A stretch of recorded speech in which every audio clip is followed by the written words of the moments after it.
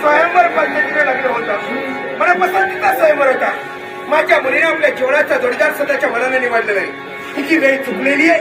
आलेला मार्ग मोकळा चालतोय तो. पर्यंत हस्तगत करत नाही. मागाने घराचा विचार दुष्ट